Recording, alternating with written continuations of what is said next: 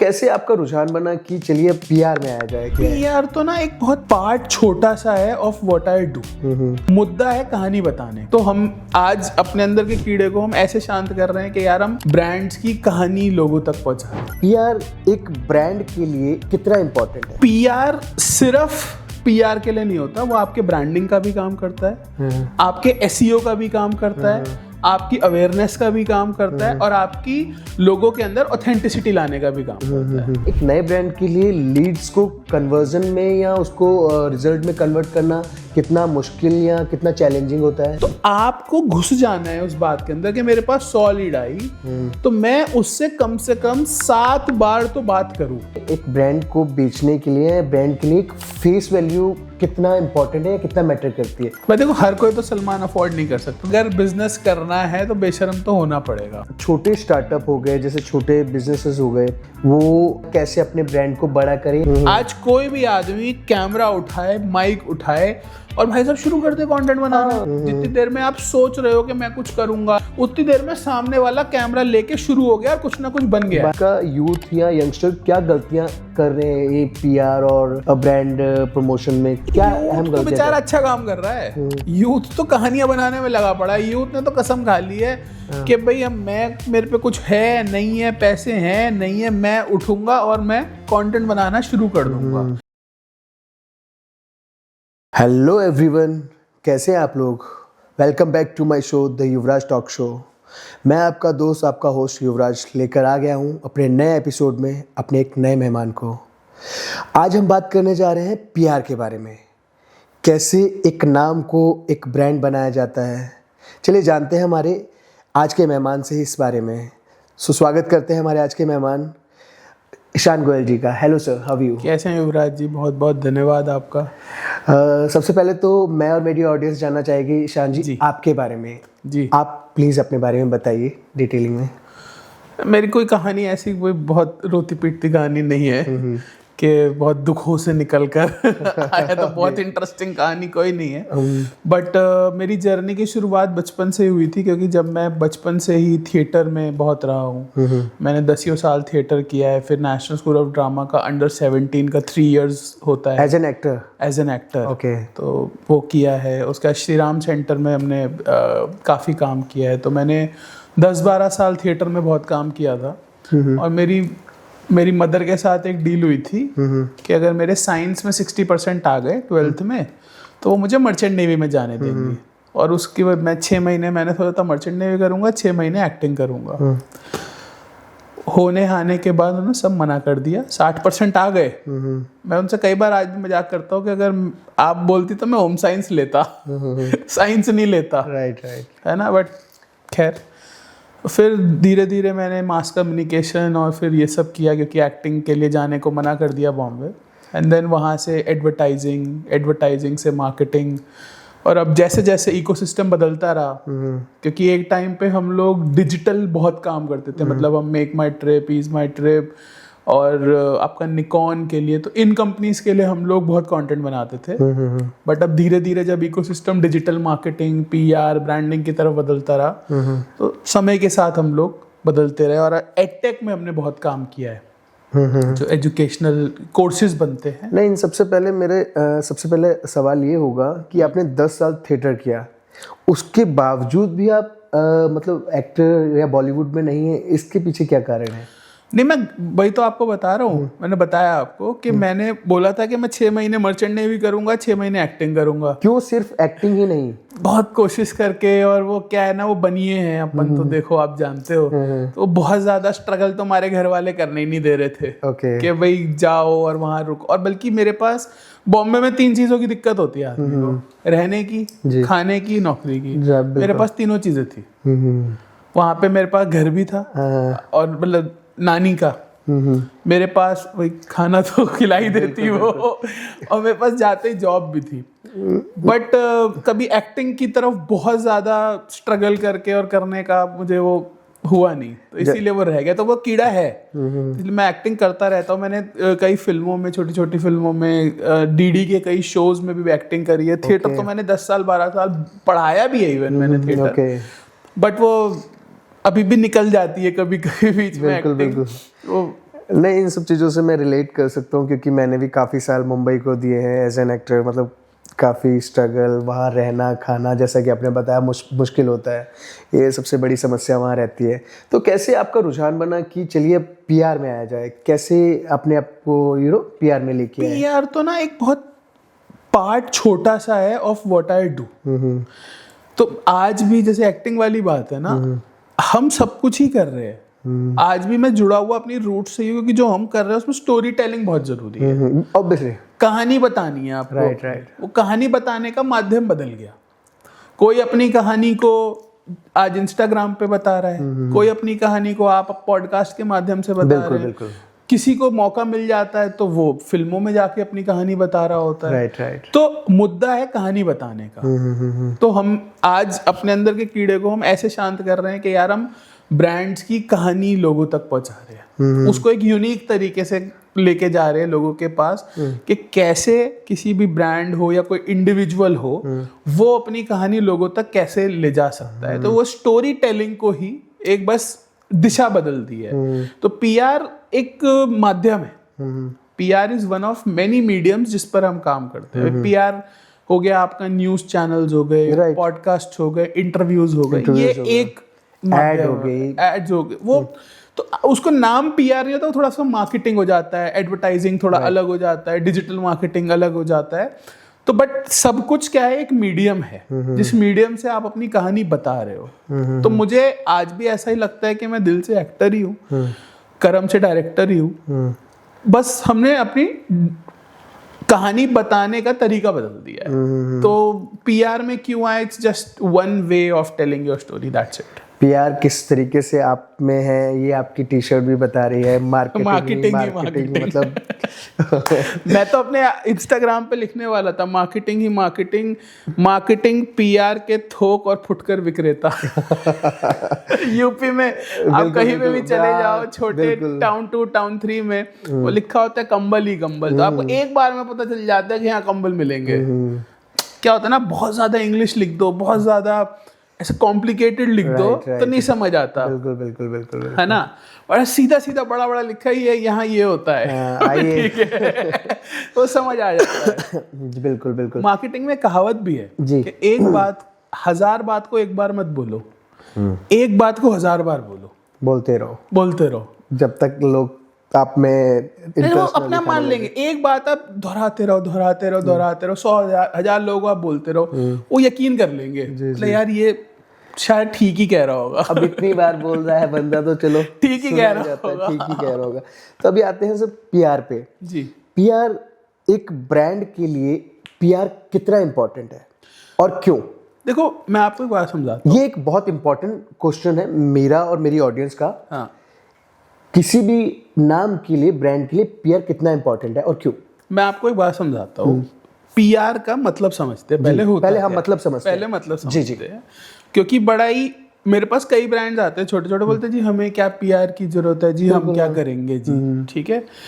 तो पीआर सिर्फ पीआर के लिए नहीं होता, वो आपके ब्रांडिंग का भी काम करता है, आपके एसईओ का भी काम करता है, आपकी अवेयरनेस का भी काम करता है, और आपकी लोगों के अंदर ऑथेंटिसिटी लाने का भी काम करता है। ठीक, पीआर के अंदर हमने मान लो 4 काम करे। आपका एक ब्रांड है, उसके बारे में मैंने आर्टिकल छपवाए जी, मैंने प्रेस कॉन्फ्रेंस करी, मैंने न्यूज चैनल्स के अंदर आपके इंटरव्यूज करवाए, और मैंने आपके पॉडकास्ट कराए जी। ठीक, अब आप 6 महीने लगा के एसईओ करते रहो, आप एसईओ करते रहो, आपका नाम गूगल पे रैंक नहीं करेगा जी। आपका खुद का नाम कह रहा हूँ, नहीं करेगा बिल्कुल। पर आप एक एबीपी या जी न्यूज के चैनल पे अपना पॉडकास्ट कर लो जी, ठीक है, आपका नाम रैंक करने लग जाएगा, नहीं करने लग जाएगा? क्यों? क्योंकि उनकी अथॉरिटी बहुत ज्यादा है जी। उनका नाम ऑलरेडी एक ब्रांड है, प्लस उनकी गूगल पे अथॉरिटी बहुत ज्यादा है जी। तो उनकी अथॉरिटी का रब ऑफ आप अपने नाम पे ले लोगे। आप आर्टिकल पे चले जाओ, आप किसी के साथ पॉडकास्ट कर लो, तो आपका एसईओ अपने आप हो गया। एक तो आधा एसईओ तो अपने आप हो गया राइट। इसको तो आप नहीं बोल सकते कि मैं कुछ गलत कह रहा हूँ।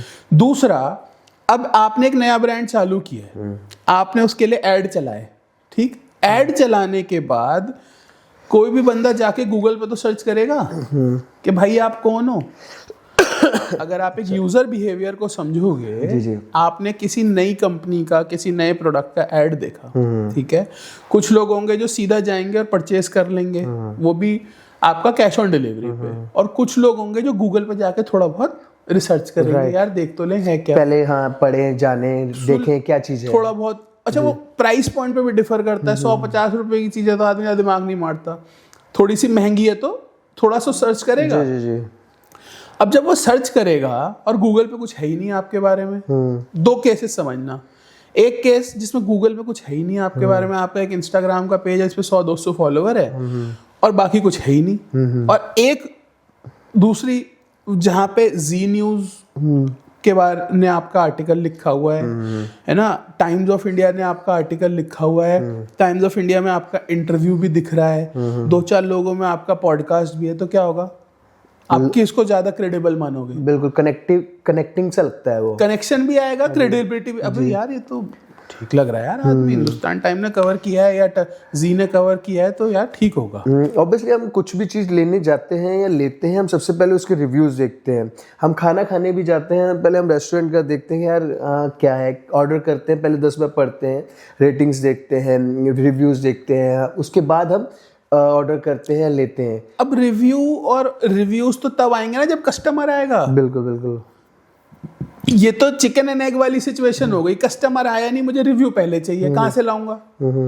तो उसका तो कुछ सिस्टम है, यही ना पीआर पहले हम करते हैं। इसीलिए मैं नए ब्रांड्स, जो आपने कहा कि कितना जरूरी है, तो मैंने वही कहा कि नए ब्रांड के लिए ही ज्यादा जरूरी है कि भाई तेरे पे अभी कस्टमर तो आया ही नहीं ना, कस्टमर लाने के लिए पहले मुझे अपनी क्रेडिबिलिटी दिखानी है। अब जैसे जॉब मांगने जाते हैं नए फ्रेशर बच्चे, वो बोलते हैं जी 2 साल, अरे कहाँ से लाऊं, तुम जॉब दे नहीं रहे, तुम्हें एक्सपीरियंस चाहिए, एक्सपीरियंस के लिए जॉब चाहिए।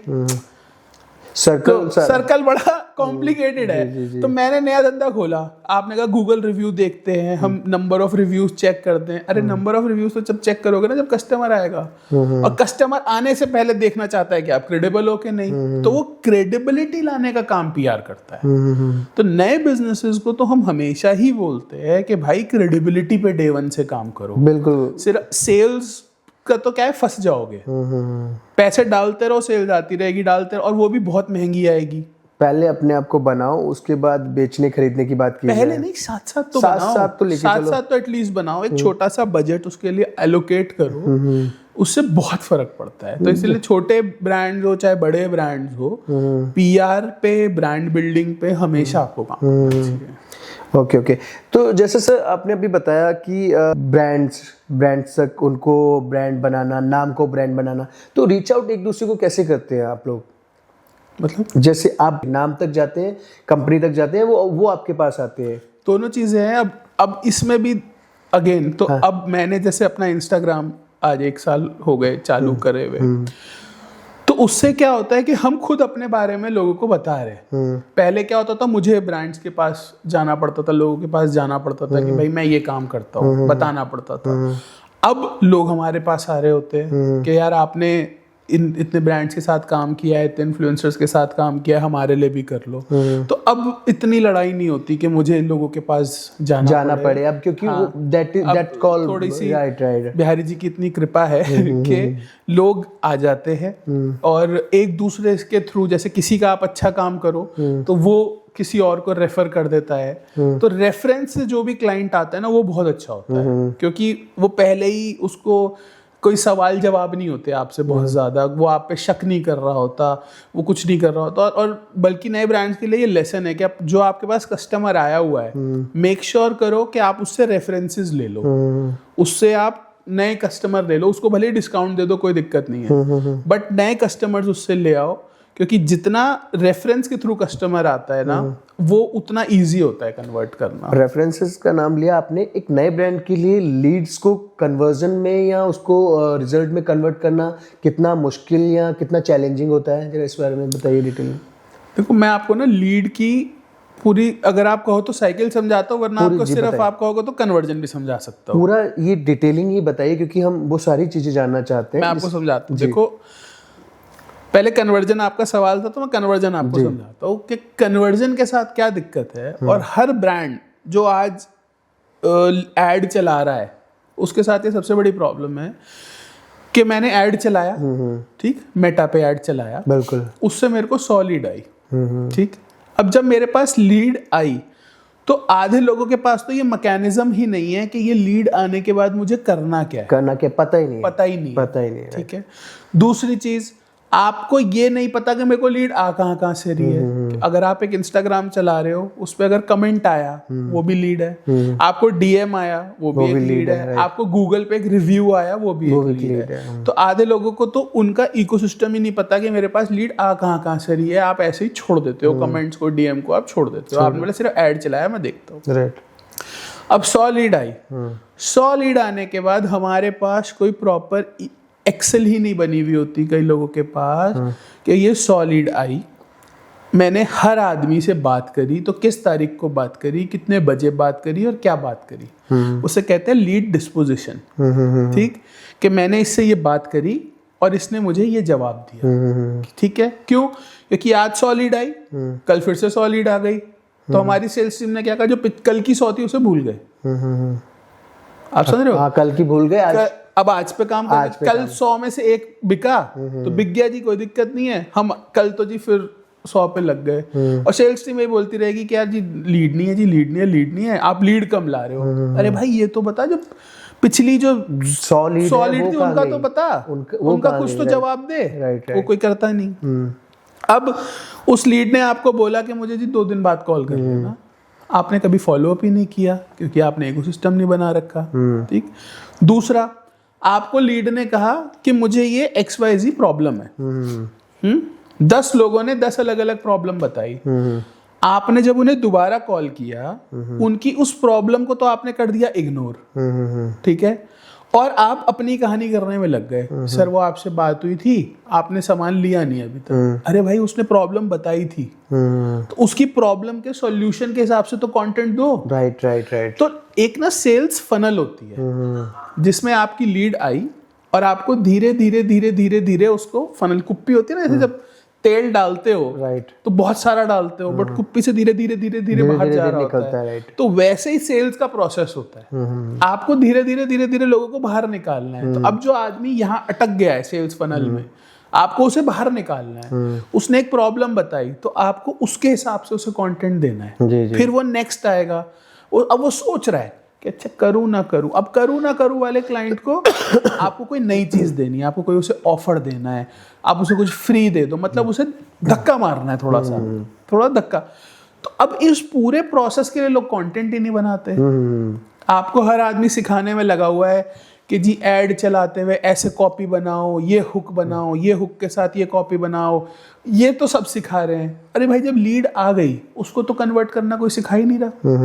राइट। वो कोई बता ही नहीं रहा कि अब इसे करना क्या है, जो कि मोस्ट इम्पोर्टेंट। अब क्यों हमने ये बात मान ली है कि मेरा कन्वर्जन 0.1% है, मतलब 1000 लीड आएंगी, मेरी एक कन्वर्ट होगी, ये मैंने मान लिया है। क्योंकि मेरे जो एक्सेल मैंने बना रखी है, डेटा मैंने बना रखा है, उसके अंदर ये आ रहा है कि हमारा 0.1 का कन्वर्जन है। अरे भाई उस पर काम करो, उस पे फॉलो अप करो, उसका पूरा उसका एक कंटेंट मार्केटिंग फनल बनती है, तो ही आप बिजनेस निकाल पाओगे। तो हम जो है हमारी स्पेशलाइजेशन उस कंटेंट मार्केटिंग फनल की है। हम ये देखते हैं कि यार ये यहाँ पर क्यों अटका हुआ है कस्टमर। आपके पास 1000 कस्टमर था, 1000 में से 100 कस्टमर इस स्टेज पे अटका हुआ है, राइट, जिससे आगे वो निकल नहीं रहा। तो मैं उस स्टेज से बाहर निकलने का कंटेंट बना दूंगा, आपके साथ बैठूंगा और उस स्टेज से बाहर निकलने का कंटेंट बना दूंगा। ओके। अगर आपका 0.1 का 1% कन्वर्जन हो गया, 1000 में से एक की जगह 10 आदमी कन्वर्ट, राइट, आपका अगर होना शुरू हो गया, ठीक है, तो आप तो 0.1 से 1 देख रहे हो या 1 का 10 देख रहे हो, पर वो ग्रोथ आपकी 10 टाइम्स की ग्रोथ है। राइट, वो 10 टाइम, राइट, एग्जैक्टली। आपका जो कैक था वो 1/10 हो गया। राइट। ज्यादातर ब्रांड से ये दिक्कत है, 200 रुपए का सामान बेच रहे हैं, 250 रुपए का कैक है। राइट भाई आप जितना ज्यादा सेल कर रहे हो उतना ज्यादा पैसा लूज कर रहे हो, और उतना मतलब आपके पास रिटर्न भी नहीं आ रहा है।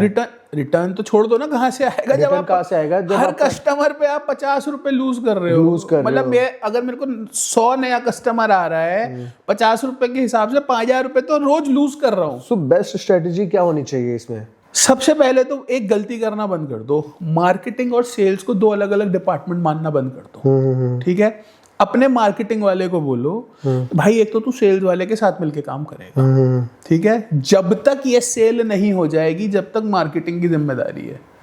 इसे आप ऐसे समझो, एक जब माँ बच्चे को जन्म देती है, ठीक है, जन्म देने के बाद वो किसी को भी छोड़ दे, ले अब तू पाल लियो, मेरा काम खत्म, ऐसा हो सकता है? नहीं हो सकता। नहीं हो सकता। शुरू 6 महीने में माँ को दूध भी पिलाना पड़ेगा, माँ को बच्चा पालना भी पड़ेगा। सेम मार्केटिंग और सेल्स के साथ है। मार्केटिंग वाले ने लीड जनरेट कर दी है, पालने को दे दी सेल्स वाले को। अरे भाई मार्केटिंग के टाइम पे मैंने उससे कनेक्शन बनाया, मैंने उससे बात करी, मैंने उसे अपनी कहानी बताई, मेरी कहानी सुन के आदमी आया। राइट। उसके बाद मैंने एक सेल्स के बच्चे को दे दिया, वो उसे ना कहानी से लेना ना देना, उसे तो बस बेचने पे लगा हुआ, बेचने पे लगा है, कुछ नहीं आगे पीछे। तो वो नर्चरिंग पे काम ही नहीं कर रहा। वो कह रहा मुझे क्या को नर्चर करना है, नहीं। तो पहले तो इन दोनों डिपार्टमेंट्स को दो मानना बंद कर दो, ये एक ही डिपार्टमेंट है। मार्केटिंग और सेल्स को एक साथ काम करना है। राइट। ठीक है, जो कहानी चलती हुई आ रही है, मैंने जिस इमोशन के साथ, जिस कहानी के साथ उसे बुलाया है, सेल्स भी उसी कहानी के साथ करो। ओके, पहली चीज। दूसरी चीज, आप ये मानना ही बंद कर दो, अगर कोई आदमी सामने से चलकर आया मेरी दुकान में, आपने दुकान पे जाते हो, दुकानदार लगा रहता है, आपने पुराने दिल्ली के दुकानदार देखे, कहीं के भी देखे होंगे, एक आंटी आती है तो साड़ी दिखाता रहता, उसे फर्क नहीं पड़ता, अपनी दुकान की सारी साड़ियां खोल देगा कि जी आप लेके जाओ। राइट। होता है नहीं होता है? तो ये बात मानना बंद कर दो कि यार सॉलिड आएगी तो यार एक ही कन्वर्ट होगी, नहीं। अब बोले आपके पास सवाल होना चाहिए कि अगर एक भी कन्वर्ट नहीं हो रही तो क्यों नहीं हो रही? अगर एक भी कन्वर्ट नहीं हो रही तो क्यों? उस सवाल के अंदर घुस जाओ। इसकी ये प्रॉब्लम थी, यहां से घुस जाओ, ये प्रॉब्लम थी। अब इसमें आधे लोग बोलेंगे जी लीड जंक होती है, तो ये भी सवाल है ना।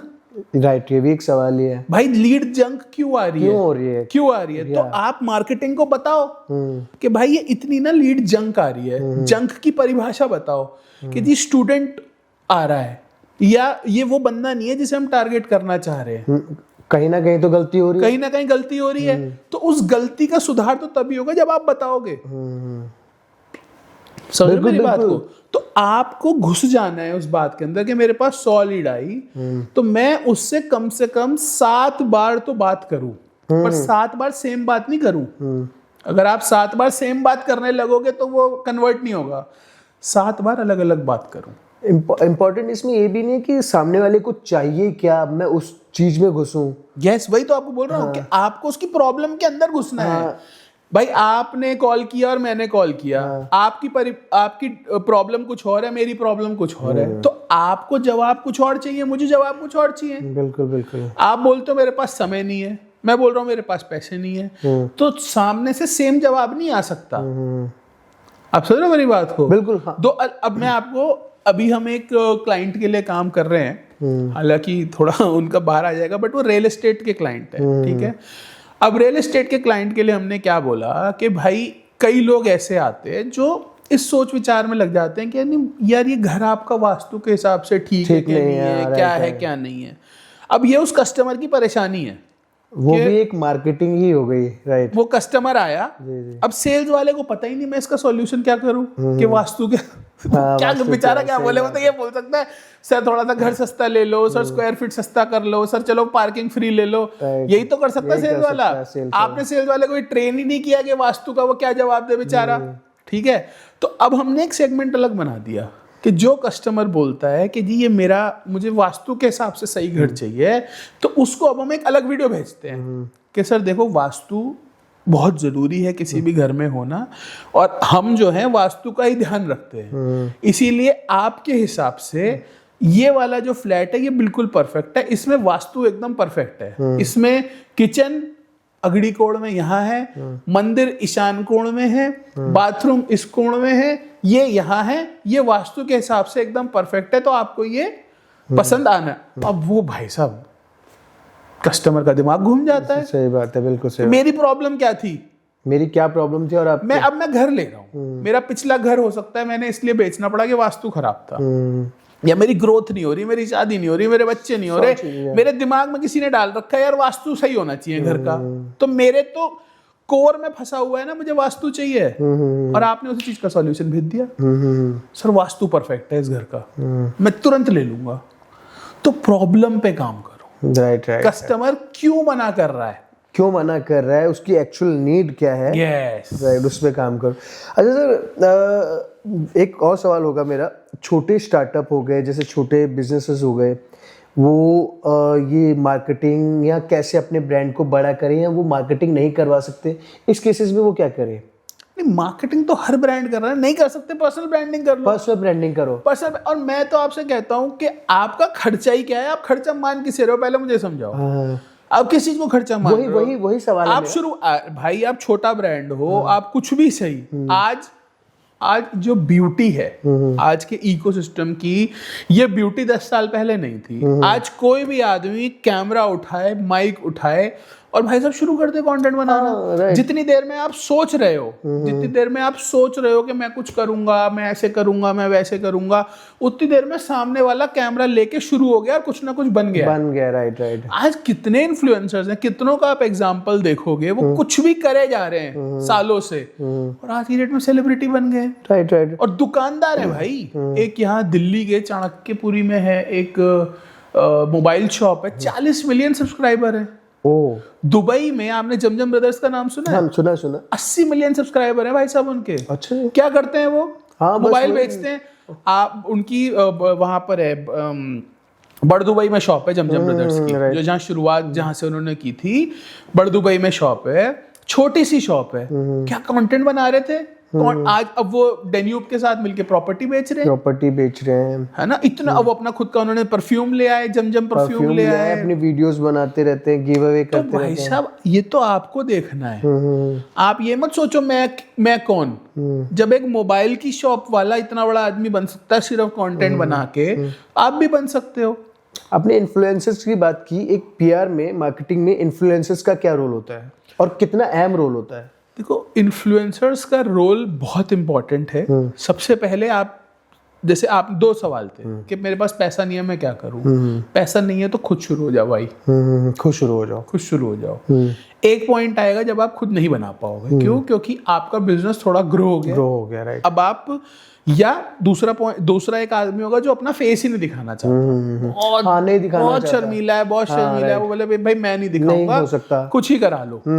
ठीक है, तो ये 2 केसेस हैं जिन केसेस में अब आपको इन्फ्लुएंसर की जरूरत पड़ेगी। ठीक है, भाई को बोले फेस ही नहीं दिखाना, तो भाई क्या करूं, इन्फ्लुएंसर लाना पड़ेगा।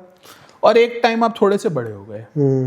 अब इन्फ्लुएंसर के साथ सबसे बड़ी दिक्कत क्या है, इन्फ्लुएंसर ना नंबर का गेम नहीं है, और यही सबसे बड़े लोग गलती करते हैं। वो ये देखते हैं कि यार ये 1 मिलियन फॉलोवर का है, इससे बनवा लेता हूँ। अरे भाई, उसके 1 मिलियन में वो कंटेंट क्या डाल रहा है, और वो कंटेंट तुम्हारे से मैच हो रहा है कि नहीं हो रहा है, वो बहुत जरूरी है, वो मैटर करता है। राइट। अब एक फाइनेंस का इन्फ्लुएंसर ले लो जिसके 1 मिलियन है, और एक लाइफस्टाइल का ले लो जिसके 1 मिलियन है। दोनों की एक तो कॉस्ट में बहुत फर्क होगा। एग्जैक्टली। लाइफस्टाइल वाला आपको रिलेटिवली सस्ता मिल जाएगा, फाइनेंस वाला आपको महंगा मिलेगा। क्यों? क्योंकि उसके पास जो ऑडियंस है वो नीश ऑडियंस है, राइट। उसकी वही, अब लाइफस्टाइल ने तो कोई भी आदमी जुड़ सकता है ना उसके साथ, कोई भी। अब वो भाई वो घूम रहे हैं, नाच रहे हैं, गा रहे हैं, तो किसी को भी पसंद आ सकता है, आपको भी, मुझे भी, सबको, 16 साल के बच्चे को भी, 60 साल के अंकल को भी, किसी को भी पसंद आ सकता है। तो उनके ऑडियंस की कैटेगराइजेशन नहीं है ना। तो सबसे पहले आपको ये समझना है कि मेरा ये ब्रांड या प्रोडक्ट किसके साथ मैच करता है, इर्रेस्पेक्टिव उसके कितने फॉलोवर हैं, इर्रेस्पेक्टिव वो कितने पैसे ले रहा है, उससे कोई फर्क या मतलब नहीं पड़। अगर वो ज्यादा भी पैसे ले रहा है तो कोई वजह होगी। अब अगर मेरा ब्रांड एक क्लोथिंग ब्रांड है, तो ऑब्वियसली मैं एक फैशन से रिलेटेड किसी इन्फ्लुएंसर के पास ही जाऊंगा। मैं कोई बर्तन बेचने वाले के पास तो नहीं चला जाऊंगा। आप फाइनेंस वाला के पास भी नहीं जाओगे ना, फाइनेंस वाले के पास भी नहीं जाएंगे। फाइनेंस वाला भी बोलेगा देखो ये शर्ट मेरी, अरे भाई वो उसकी ऑडियंस उसे गाली दे देगी। कल तक तो सिखा रहा था SIP कैसे करनी है और इन्वेस्टमेंट कहाँ करनी है, आज तू शर्ट बेच रहा है। तो इन्फ्लुएंसर्स भी अब ना काफी उसमें लेके ना चीजों को, वो काफी सतर्क हो गए हैं, वो हर चीज नहीं अब बात करते। नंबर्स की बात की आपने, नंबर्स की अगर बात करें तो ये फॉलोअर्स और लाइक्स ये आज भी मैटर करते हैं related to PR and all? देखो नंबर्स जो है ना, ये एक वैनिटी है दिल को तसल्ली देने के लिए, ठीक है। हमने कई ब्रांड्स के साथ काम किया, उन्होंने लाखों रुपए खर्च करे, मिलियन में व्यूज आए और कन्वर्जन एक भी नहीं था। पर नंबर्स भी मैटर करते ना, वो एक कहावत भी है, जो दिखता है वो बिकता है। तो वही तो आपको समझा रहा हूँ, दिख के बिका नहीं ना।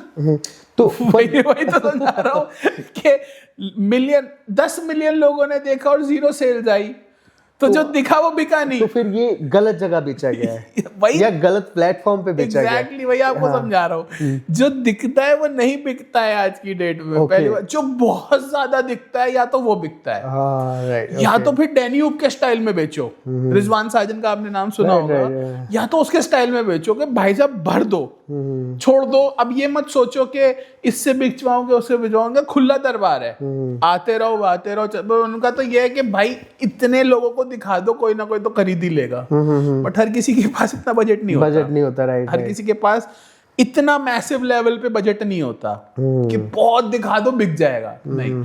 तो जो दिखाना है वही अगर बेचना है, तो उस केस में जो रेलेवेंट है उसको जब दिखेगा तभी बिकेगा। हाँ, ये कहावत को आपको ठीक करना पड़ेगा। जो दिखेगा वो नहीं बिकेगा, जब रेलेवेंट को दिखेगा तो बिकेगा। अभी 10 मिलियन में फॉलोअर्स लेकर मेरे वो रिलेट ही नहीं कर रहा वो ब्रांड में बेचूं तो वो क्या ही बिकेगा। मैं अगर बॉडी बिल्डर हूँ, मैं प्रोटीन ही बेच सकता हूँ, मैं बर्तन तो नहीं बेच सकता ना। अब कई फॉलोअर्स हैं, 20 25 मिलियन फॉलोअर्स लेके बैठे हुए हैं लाइफस्टाइल के। जो कई हैं वो जो डांस वगैरह करती हैं या लाइफस्टाइल अपना कंटेंट बनाती हैं लड़कियां। अब मैं उनसे बोलूं कि जी आप म्यूचुअल फंड SIP बेचो, वो कैसे हो सकता है, कैसे पॉसिबल? वो तो फाइनेंस वाला ही कर सकता है। ऑडियंस ही रिलेट नहीं कर पाएगी, रिलेट नहीं करेगी ऑडियंस। वो पता कमेंट सेक्शन में बेचारी उनके ऊपर इतना आ जाए, बहन तू डांस कर ले, तू ये मत कर। तो वो अलग एक चीज है जिसे बेच सकती हैं। उनके पास जो कैपेबिलिटी है वो अलग प्रोडक्ट्स की है। तो आपको ये समझना पड़ेगा। और क्या ना, ये लोगों ने आज ना दिमाग लगाना बंद कर दिया है। आप 10-20 साल 30 साल पहले जाओ, जो पुराने एड्स हुआ करते थे, कैरेक्टर्स पे काम होता था, एक्टर्स पे काम होता था, स्टोरी पे काम होता था। आज भी अगर पेट सफा जैसा ब्रांड अगर किसी एड बनाता है तो वो कैरेक्टर देखता है कि जिससे मैं रिलेट कर सके। जो अब कोई थोड़ा बूढ़ा सा आदमी, थोड़ा सा मोटा सा आदमी जिसे पेट की एक्चुअली दिक्कत होगी, दिखी है ना। अब आप रणवीर कपूर को बोलो या रणवीर सिंह को बोलो, भाई तू पेट सफा कर, अब वो रिलेट ही नहीं करता। अब वो एब्स उसके निकले हुए, वो बोलेगा पेट सफा। सही बात है, right. So you have to work on the characterization. तो वो एक्टर की जगह आपको इन्फ्लुएंसर के कैरेक्टराइजेशन पे काम करना पड़ेगा कि यार ये मेरे लिए ठीक है, नहीं ठीक है। That matters a lot. उसके लिए आपको एक सही PR एजेंसी के पास रीच आउट करना जरूरी है, एक सही फर्म के पास जाना जरूरी है जो कि आपको एक सही दिशा दिखाए। हाँ, मतलब देखो जनरली क्या है ना, लोग वरना क्या है ना, उनके पास जो अवेलेबल होता है उसी को बेचने में लगे हुए होते हैं कि भाई मेरे पास ये 10 इन्फ्लुएंसर हैं, ठीक है, इन्हीं 10 के साथ काम कर चल जाओ। अरे भाई उसकी रिक्वायरमेंट ही नहीं है। वो क्या है, आप क्या बेच रहे हो? आप सेम चीज बेचने में लगे पड़े हो। मेरे पास ये 10 हैं जी, यही ले लो। क्यों भाई, क्यों ले लो? क्यों? आपको गाइड करो ना उसे। आपके पास नहीं है तो आप खुद अपना इकोसिस्टम बड़ा करो। आप खुद 10 एजेंसियों के साथ मिलकर इकोसिस्टम बनाओगे। मेरे पास भाई क्लाइंट आएगा, तेरे वाले 10 से करवाना होगा तो मैं तेरे पास भेज दूंगा। वही बात होगी। अब एक मेल इन्फ्लुएंसर फीमेल क्लोथिंग तो नहीं बेच सकता ना, बिल्कुल नहीं बेच सकता। वही है ना, वो थोड़ा सा फर्क पड़ता है। बट उसमें भी मैं आपको बड़ी इंटरेस्टिंग बात बताता हूँ। अभी रिसेंटली मैंने एक कंटेंट देखा था। एक चाइना के अंदर इन्फ्लुएंसर है, लड़का। वो क्या बेचता पता है आपको? जी, lipstick. He is known as lipstick king of China. Is it true? It is true. Lipstick king of China आप डाल के देखो लड़का। वो लाइव पे बेचता है। चाइना में ना थोड़ा सा ई-कॉमर्स और एडवांस है, वहां पे लाइव पे सामान बिकता है। आप लाइव आते हो, जैसे लाइव सामान लाइव चल रहा है, वो लाइव कैमरे के आगे है और वहां लाइव सेल्स हो रही होती है। उसने एक दिन की लाइव सेल्स में मेरे ख्याल से $1 बिलियन की लिपस्टिक बेची थी। Okay, 1 billion, that's a huge amount। 7,000-8,000 crore की लिपस्टिक बेच मारी थी उसने। Lipstick king. अब वो कई बार क्या ना, शॉक वैल्यू भी है। अब वो इतने डिटेल में लिपस्टिक के बारे में बात करता है, इतनी नॉलेज से बात करता है, लड़कियां शर्मा जाए। वही, आपको चीज बेचनी आनी चाहिए, बेचनी भी आनी चाहिए। दूसरा, अब उसने ना शौक के साथ, मैं आपको बताता हूँ, एक होता है प्रोडक्ट, ठीक है। अब जो वो प्रोडक्ट, 4 चीजें होती हैं, प्रोडक्ट, प्राइसिंग, प्लेसमेंट, प्रमोशन, ठीक है।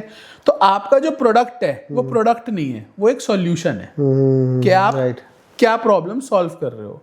जो प्राइसिंग है वो प्राइसिंग नहीं है, वो लोगों के जीवन में एक वैल्यू क्रिएशन होना चाहिए। मेरे को फर्क नहीं पड़ता मुझसे 2 लाख रुपए ले लो, बट मेरे जीवन में क्या वो ऐसी प्रॉब्लम सॉल्व कर रहा है जो कोई और नहीं कर पा रहा। Exactly, that is important. तीसरा होता है प्रमोशन। अब प्रमोशन इज स्टोरी टेलिंग। तो वो लड़का जो है वो स्टोरी इतनी अच्छी बताता है, वो लड़की नहीं बता पाती। राइट, यही मैं पूछने वाला था, एक स्टोरी टेलिंग कितना इंपॉर्टेंट होता है। स्टोरी टेलिंग से इंपॉर्टेंट कुछ नहीं है भाई। हाँ, आपको बताना, आपको दिखाना आना चाहिए। देखो, 2 चीजें एडवर्टाइजिंग की गांठ बांध लो, इन 2 के बाहर अगर आप गए तो सब पिट जाओगे। पहली चीज ये गलती करना बंद कर दो कि मैं सब ऑडियंस के लिए कंटेंट बना रहा हूँ। नहीं, ऐसा पॉसिबल नहीं है। कोई नहीं है यार, कोई है ही नहीं। आपको ये पता होना चाहिए कि मैं किसके लिए बना रहा हूँ, मेरा यूजर कौन है, मेरा टारगेट ग्रुप कौन है। जिस दिन आपको इस सवाल का जवाब मिल गया, आपकी आधी समस्या खत्म हो जाएंगी। हाँ, जिस दिन आपने यही समझ लिया तो राइट। आपको पहले कागज पे बैठ के लिखना पड़ेगा ये मैं बना किसके लिए रहा हूँ। बेचने से पहले आपको ये सारी चीजें समझ आना बहुत ये लिखना है कागज पे, और वो नहीं लिखना है कि मेरा कंज्यूमर कौन है, नहीं, मेरा बायर कौन है। बायर कौन है, राइट। मतलब अगर मैं बच्चों का बॉर्नवीटा बेच रहा हूँ, या मैं बच्चों के लेट से जितने भी हेल्थ ड्रिंक्स आते हैं, उसे पिएगा कौन? बच्चा। पर क्या बच्चा खरीदेगा? नहीं, बच्चा। आप ऐड फिर किसके लिए बना रहे हो? पेरेंट्स के लिए। आप बच्चे की माँ के लिए बना रहे हो, बाप ने कुछ नहीं करना। माँ के लिए, राइट, माँ के लिए बना रहे हो। तो अब आपका टारगेट ग्रुप कौन हुआ? वो माँ जिनके बच्चे इस एज ग्रुप में फॉल करते हैं, राइट। तो अब मेरा जो पूरा दिमाग चलेगा वो ये चलेगा, ये माएँ कहाँ जाती हैं, ये किट्टी में जाएंगी, ये कहाँ इनका। अब मैं उन माओ का लाइफ सोचूंगा, DILO, day in life of, ये कहाँ जाती हैं, ये कहाँ मेरे ऐड को देखेंगी, इनसे कैसी बातें करनी है, इनको किस इमोशन पे पकड़ना है, कौन से इन्फ्लुएंसर को ये ज्यादा देखती हैं, तारक मेहता को देखती हैं या डिस्कवरी देखती हैं, राइट। वो फिगर आउट करना सबसे जरूरी है। तो जिस दिन आपने ये फिगर आउट कर लिया मेरा टारगेट ऑडियंस कौन है, आपकी आधी लड़ाई खत्म हो जाएगी। उसके बाद ही आप ROI के बारे में भी सोच सकते हैं। ROI तो तीसरी बात है। सबसे पहले टारगेट ऑडियंस समझ लिया, फिर स्टोरी टेलिंग। सीधा जाके नहीं बता सकते भाई किसी को, आपने कोई नई इन्वेंशन तो कर नहीं रहे हो। आप डेली पिछले 100 सालों से नए ब्रांड आ रहे हैं, 20 साल से भी मैं लगा लूं, रोज नए ब्रांड आ रहे हैं, तो कुछ इन्वेंशन तो कोई नया नहीं कर रहा। नहीं है, राइट। अब आपने पेपर बोट का नाम सुना होगा, पेपर बोट ने इन्वेंशन कुछ नहीं नया किया, उसने कहानी नहीं ले आया, राइट। या एक पानी का ब्रांड है US का, वो कैन के अंदर जो बियर कैन होता है उसमें पानी बेच रहा है, ठीक है, उसने कुछ इन्वेंशन तो नहीं किया, बट उसने कहानी नहीं बताई। तो कहानी सबसे इंपॉर्टेंट है। आपको सेम बात बोलनी है बट बेटर तरीके से बोलनी है। राइट। अच्छा, एक ब्रांड को बेचने के लिए, ब्रांड के लिए एक फेस वैल्यू कितना इंपॉर्टेंट है, कितना मैटर करती है? जैसे मेरा कुछ प्रोडक्ट है, वो अगर सलमान खान बेच रहा है तो ऑब्वियसली ज़्यादा बिकेगा, या वो अगर मैं बेच रहा हूँ, कोई नॉर्मल बंदा बेच रहा है, शायद उतना फर्क ना पड़े। तो एक फेस वैल्यू का क्या इंपॉर्टेंस होती है? भाई देखो, हर कोई तो सलमान अफोर्ड नहीं कर सकता, तो जब तक सामान बेचना है तो पहले खुद का सलमान खुद ही बनना पड़ेगा। ये बात बिल्कुल सही है। उसके बाद देखी जाएगी क्या होगा क्या नहीं होगा। तो पहले तो बेशरम हो जाओ, है ना। वो आपने कपिल के शो पे अमन गुप्ता को बोलते हुए भी देखा होगा कि अगर बिजनेस करना है तो बेशरम तो होना पड़ेगा। पहले तो शुरू हो जाओ, इंस्टाग्राम पे, फेसबुक पे, हर सोशल मीडिया प्लेटफॉर्म पे बेचना अपने आप को शुरू करो। धीरे धीरे एक टाइम आएगा जहां पर आपके पास सलमान खुद आ जाएगा। और अगर आप बेशरम नहीं हो सकते, आपको शर्म आती है, तो उन सब के लिए आप अपने सॉल्यूशन उनके लिए आप हैं। वो हम तो सबके लिए है, वो कोई दिक्कत नहीं है। बट फिर कई सारे सॉल्यूशंस हैं। आप बोले कि नहीं मुझे दिखाना ही नहीं फेस, कोई then there are solutions to it, but करना तो पड़ेगा। करना तो आज कंटेंट बनाना एक ऐसी मैं आपको सच बता रहा हूँ, मैं ऐसे ऐसे ब्रांड के साथ मिल रहा हूँ भाई, वो 100 करोड़ का रेवेन्यू कर रहे हैं पिछले कई सालों से। अब उनका रेवेन्यू धीरे धीरे डिप हो रहा है। अब वो बोलते हैं यार मैं समझ ही नहीं आ रहा, नए बच्चे आते हैं वो धंधा ले जाते हैं। तो वो डिजिटल मार्केटिंग में इतने ज्यादा नए नए बच्चे इतने घुस गए हैं, उन्हें फर्क ही नहीं पड़ रहा है, तो वो बड़े बड़े ब्रांड्स को हिला दे रहे हैं। डिजिटल मार्केटिंग की बात की आपने, मैं और मेरी ऑडियंस डिजिटल मार्केटिंग के बारे में जानना चाहेंगे, क्या है एग्जैक्टली ये? तो डिजिटल मार्केटिंग जो हम जनरली, जो एक सबसे बड़ी गलती होती है कि आप एक एजेंसी हायर कर लेते हो, वो एजेंसी क्या करती है, होली दिवाली की पोस्ट बना देगी, कुछ कुछ आपके प्रोडक्ट की वीडियो बना देगी और वो डाल देगी। तो that is not digital marketing first of all. Okay, अगर आप अपने इंस्टाग्राम के पेज पे, अपने प्रोडक्ट के इंस्टाग्राम पेज पे सिर्फ सामान बेच रहे हो, तो पेज कभी नहीं चलेगा। ओके, आपको कहानी बतानी ही पड़ेगी। आपको बताना पड़ेगा कि आप कौन हो, आप क्यों हो, आप अलग क्यों हो, और भाई मैं आपकी बात क्यों सुनूं, मैं आपको क्यों लूं, क्यों खरीदूं। स्टोरी टेलिंग, जो आपने अभी बताया, स्टोरी टेलिंग बहुत जरूरी है। अब एक गुड़गांव का एक ब्रांड है, कैफे है, ठीक है। अब कैफे को सोच के आपके दिमाग में क्या आएगा कि कैफे को क्या कंटेंट डालना चाहिए, बताओ। अगर एक कैफे को सोच के मतलब कॉफी पीते हुए, कुछ कॉफी बिस्किट यही आएगा आपके दिमाग में, यही आएगा। उन्होंने क्या करा, उन्होंने मिनी स्टोरीज बनाना शुरू कर दिया, लाइक मिनी कहानियां। अच्छा, कहानी टाइप कहानी बनाना। ओके। कि एक कस्टमर आ रहा है, एक कस्टमर ने कुछ बरिस्ता को या उनके कॉफी वाले को कुछ बोला और उसने कुछ मजाक में जवाब दे दिया ठक करके। अब धीरे धीरे क्या हुआ, उनकी शॉप के अंदर जो 5-7 लोग थे, जो कॉफी बना रहा था, जो वेटर दे रहा था, वो सब सेलिब्रिटी बन गए। अब लोग दूर दूर से आ रहे हैं उनसे फोटो खिंचवाने के लिए। अब लोग उस शॉप में आ रहे हैं, यार ये शॉप बड़ी फेमस हो गई यार, इस शॉप में यार, यहाँ चलो यार, यहाँ कॉफी पी कर आएंगे। ये ना कहानियां बनाते हैं, ये छोटी छोटी तो क्या हो गया, आपने कहानी के थ्रू उस चीज को इतना फेमस कर दिया कि वो वायरल हो गई।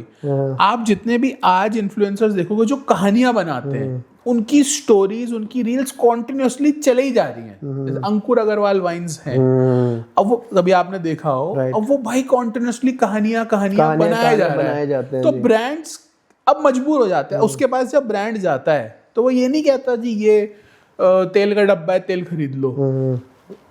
वो उसको भी कहानी बनाएगा, वो कहानी बनाएगा कि वो उसकी मम्मी या तो तेल लगा रही होंगी बालों में, या कुछ कर रहे, मम्मी क्या तेल लगा रही हो, बाल चिपक रहे हैं, क्या कर रही हो। अब वो क्या, जो ब्रांड एड में बताता है वो उसे कहानी में डाल देता है। अरे मम्मी बहुत चिपचिपा तेल है, क्या कर रही हो आप, ये को अच्छा सा तेल लगाओ। फिर मम्मी उसकी जो है ब्रांड, अरे बेटा ये लगा ले, इसमें कोई चिपचिपाहट नहीं, तो वो कहानी में बताएगा।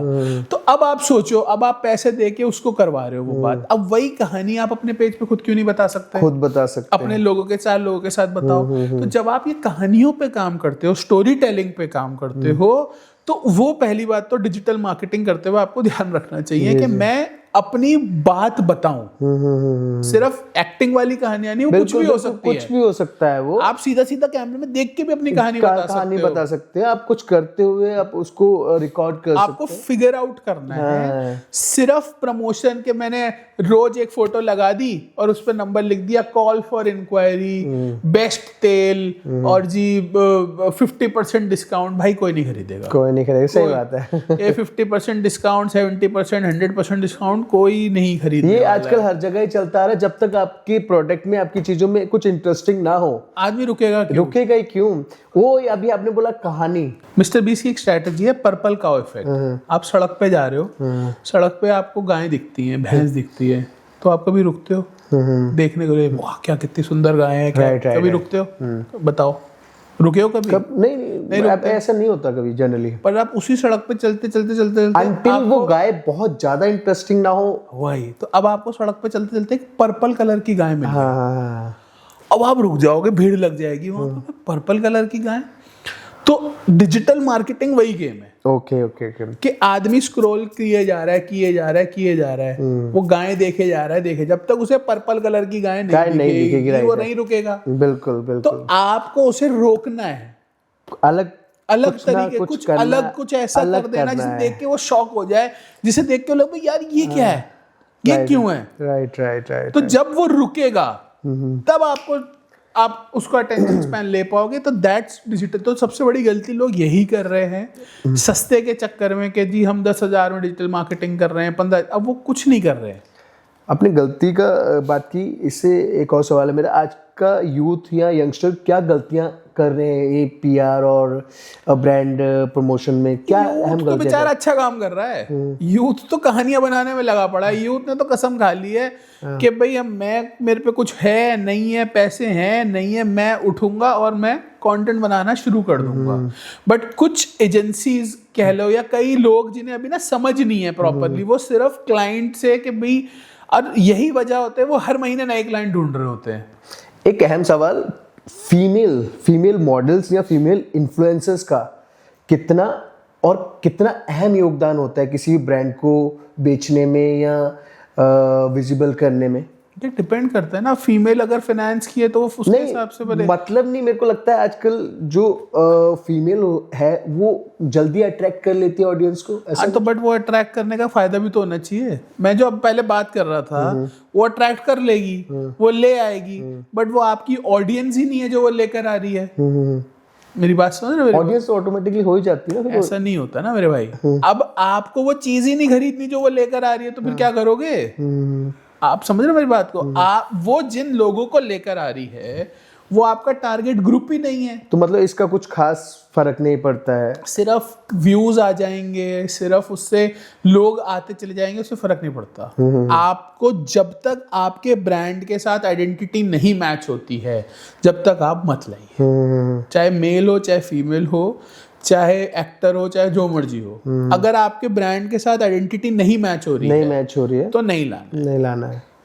मतलब इन सब चीजों से कोई खास फर्क नहीं पड़ता है। आप मेरी सामने वाले के पास वो ऑडियंस होनी चाहिए जो मुझे चाहिए, तभी मैं उसको करूंगा। क्योंकि तब यही वजह है, आप देखोगे कई इन्फ्लुएंसर हैं जिन पे 10,000 फॉलोवर हैं और कई है 1 लाख है। 10,000 वाला ज्यादा पैसे चार्ज कर रहा है। क्यों? क्योंकि उसके पास वो ऑडियंस है जो ब्रांड को चाहिए, जो एक्चुअली उनको चाहिए। सो गाइज, ये थी हमारी आज की, मैं कहूँगा बहुत ही इंटरेस्टिंग बातचीत। पीआर, ब्रांड्स, न्यू स्टार्टअप, कैसे किसको कहाँ रीच आउट किया जाए, कैसे ब्रांड को बिल्ड किया जाए। एक इंटरेस्टिंग बातचीत ईशान गोयल जी के साथ। जाते जाते मैं ईशान जी आपसे एक आखिरी सवाल या एक आखिरी मैसेज चाहूँगा मेरी ऑडियंस के लिए, यंगस्टर्स के लिए, न्यू स्टार्टअप्स के लिए। क्या मैसेज देना चाहेंगे आप? मेरा मैसेज यही रहेगा कि भाई बाहर निकलो।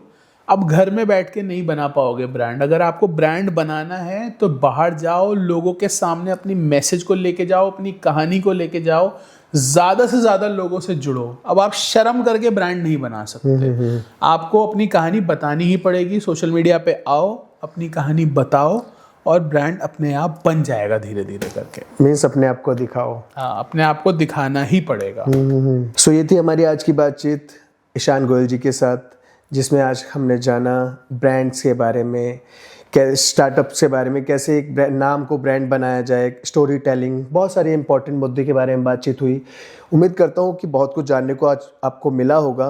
अपनी राय कमेंट सेक्शन में ज़रूर साझा कीजिएगा। सो मिलते हैं मेरे अगले एपिसोड में अपने नए मेहमान के साथ। Till then, goodbye everyone. Thank you so much.